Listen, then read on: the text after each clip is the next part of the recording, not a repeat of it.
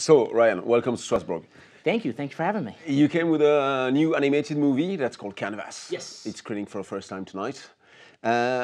It's a really amazing film. Can you tell us about the animation techniques you used? Yeah, it's kind of a very original kind of a pipeline that we used for the film. It involves rotoscoping, just traditional rotoscoping, tracing over, a lot of filter and vector work. So literally going into Photoshop, going into the coding, and programming the vectors and the filters to copy over each frame and stuff. There's also motion capture in the movie, like the final scene at the end with the giant thing and all that. That's all motion capture. And there's just traditional CG modeling. There's a lot of scenes. The bar scene, of course, the very last scene when everything goes to hell. And a couple scenes towards the beginning. One of the murder scenes, the one with the girl where she's floating, that was all done on green screen, and it's all modeling. We did it in Blender. So we kind of created this sort of unique pipeline between Blender, Photoshop, and After Effects. And I would just basically swap the files into and just add, subtract, I think the interesting thing was in Photoshop, some of these filters in rotoscoping, which is sort of like the actual look of the film, like the sort of the graphic novel look. Photoshop, won't play in real time, even if you're trying to work with like cinematic or video things. So when you render it out, you don't really know exactly what you're going to get. And there were a lot of times where it would take like 20 hours to render. And I'd go in the morning and my fiance would be like, it's done. I'd be like, oh, thank God. It's like 6 a.m. She wakes up very early. And I would go out and I'd be like, well, this looks like crap. So I have to go back and do the whole thing all over again and experiment. And yeah, it was, it took 3 years to make.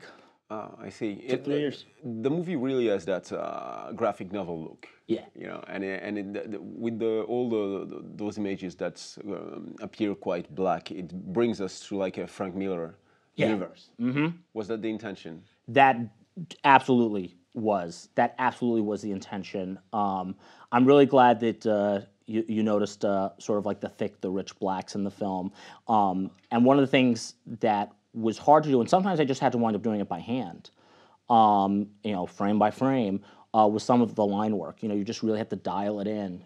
Sometimes I just have to get a pad, digital pad, and I'd have to go over because the computer and the programs wouldn't make the lines as thick as I wanted them to be, And so, yeah, sometimes it was just tedious. 24 frames, so it was, yeah. But I'm flattered. I'm humbled and flattered by the comparison and the recognition. So thank you.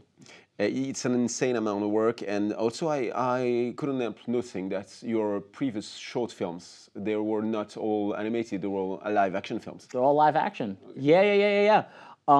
So this film, it had a very sort of strange, sort of upbringing, as it were. So it started out.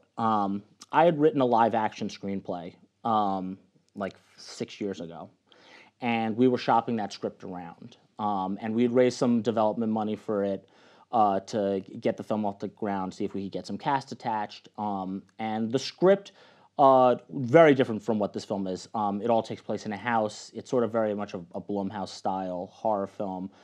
There's the painter, and then in the third act, everything just goes bonkers crazy, like full H.P. Lovecraft cosmic horror kind of thing. It was all live action. So we were shopping it around, and out in L.A., the script started to get some heat.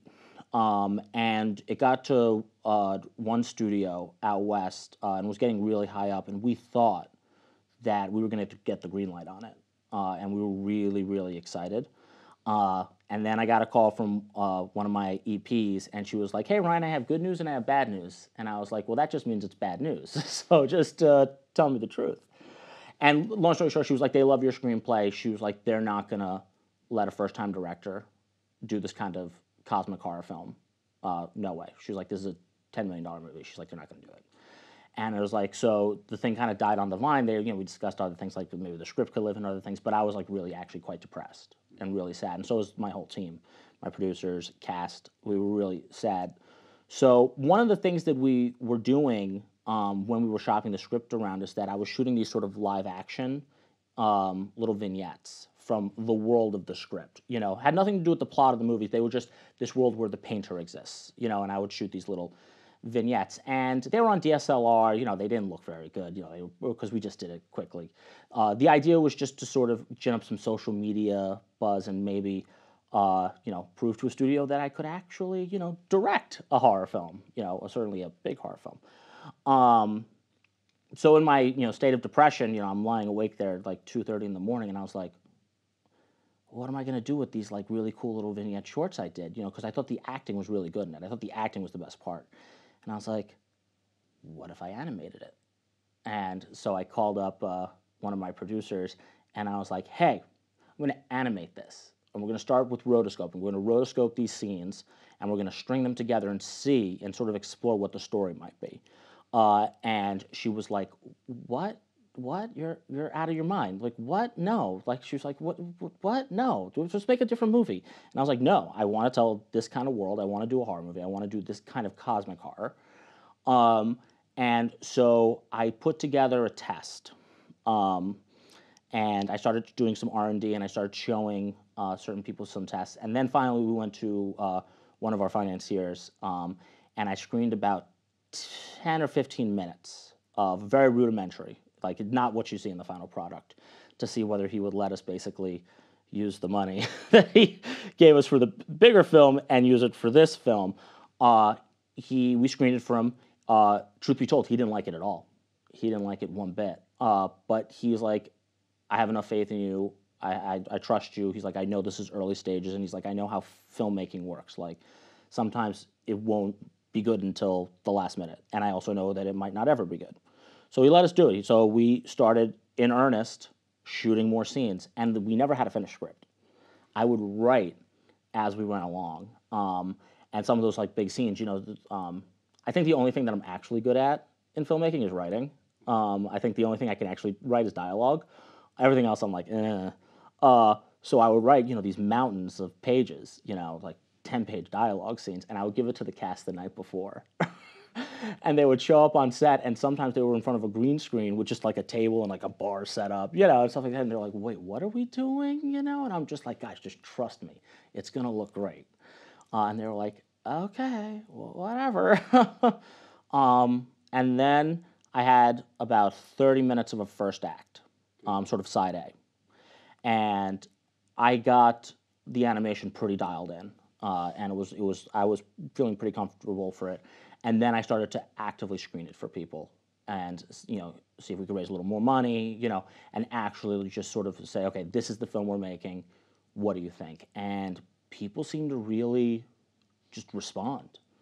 And they were like, whoa, you know, and it was really humbling and surprising, because I honestly was like, you know, people might hate this. It's a totally different kind of animation. It's a very, you know, unique look.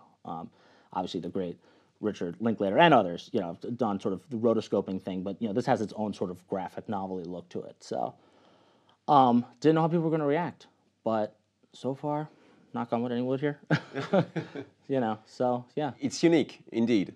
And so when you did the vignettes, the actors had no idea that was going to be used in an animated movie. Yeah, they had no idea.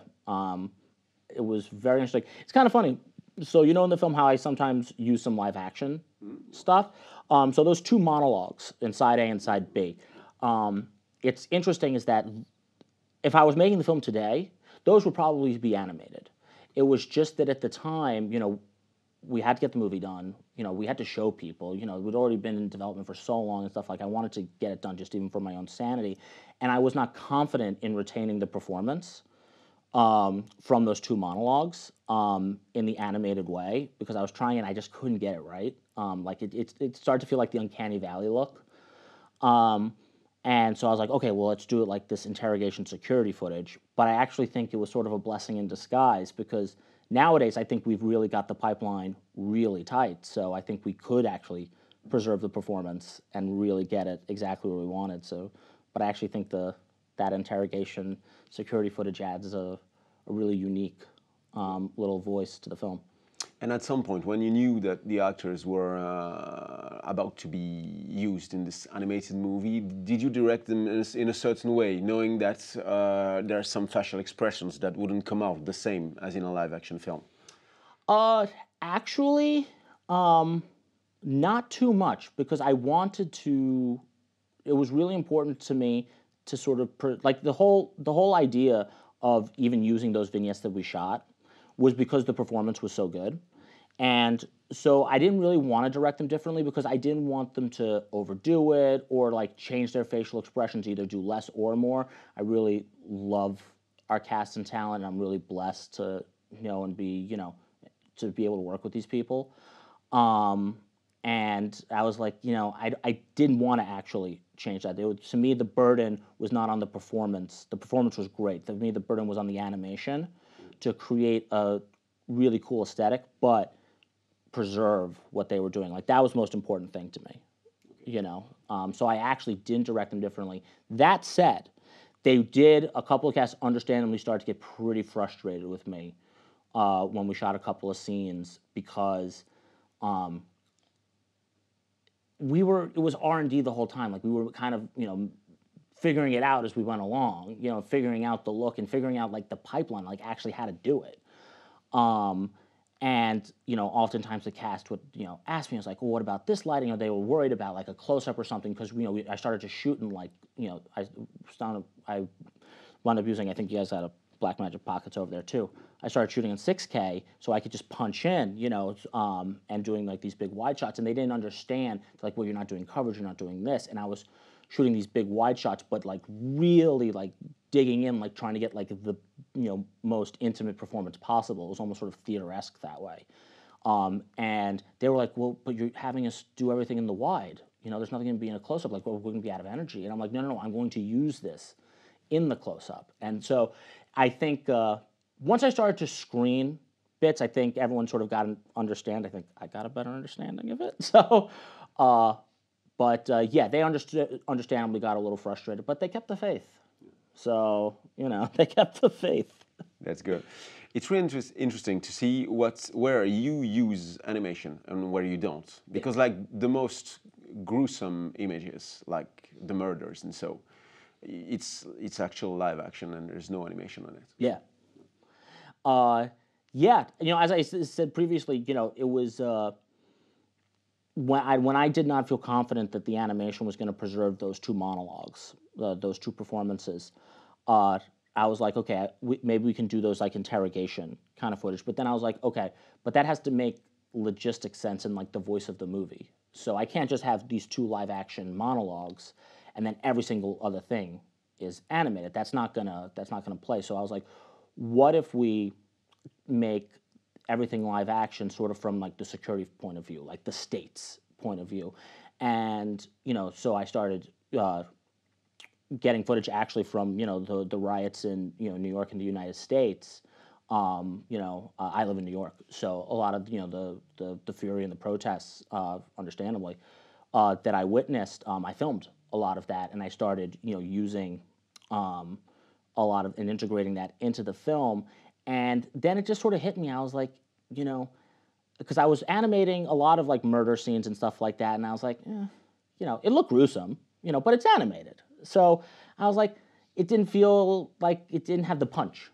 So I was like, well, Getty Images, murder scenes, and that was it, because I think that, and it made sense logistically, because I was like, okay, so from the sort of the government's point of view, yes, they would see these live action images. That's how it would process. So it seemed pretty justified to me, just even kind of narratively. So, just a lot of process of discovery, dude.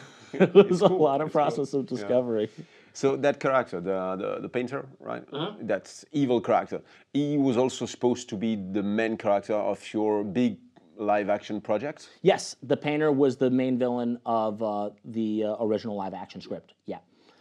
And what I think is fascinating in this movie, it's that it's a very wide story in a way, that with that demon going berserk, killing like hundreds of thousands of people, but still you keep it on a very intimate scale. Yeah, that's always kind of been my dream with filmmaking. is to tell an epic story in like a really intimate way. You know, we just passed, you know, the 20th anniversary of 9/11 in the States, and you know, my dad is a retired FDNY New York City fireman. So I think that has always really affected me because I saw, you know, this sort of grand scale macro event that changed the world, you know, and like, you know, really, you know, hurt many people in all sorts of ways, you know, that we're still living with today. But I saw that from a very, very tiny, intimate scale, and I've always been fascinated by that. And you know, I've written many scripts and even films that I've produced and stuff. I'm always sort of really interested in, you know, how just normal, everyday people even just talk about these sort of massive things. Like how do you even discuss this?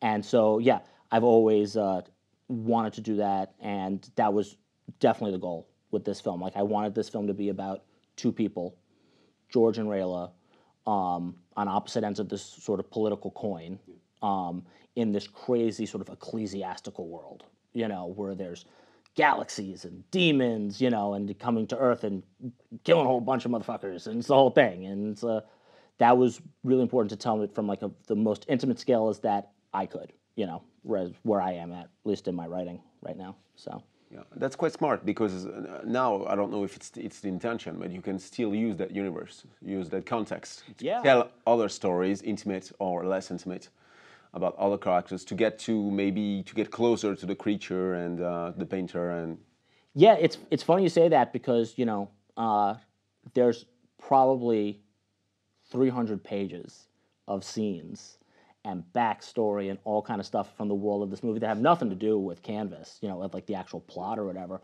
But I just love to write, so I just write a scene, you know, just write a 10-page, 15-page scene between two people in a cafe, but in this world.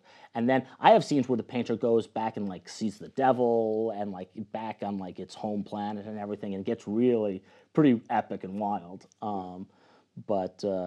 Yeah, if anyone's out there who wants to, you know, keep going, I'm here. I like that kind of, you know, wide and dreamlike universe. So it reminds me of The Sandman, the Neil Gaiman comic book. And what I wanted to ask, it's kind of out of the blue, and maybe you will think it's stupid, but when I hear you, it's like, in a way, the painter, that kind of mass killings is metaphorical for terrorism in a way.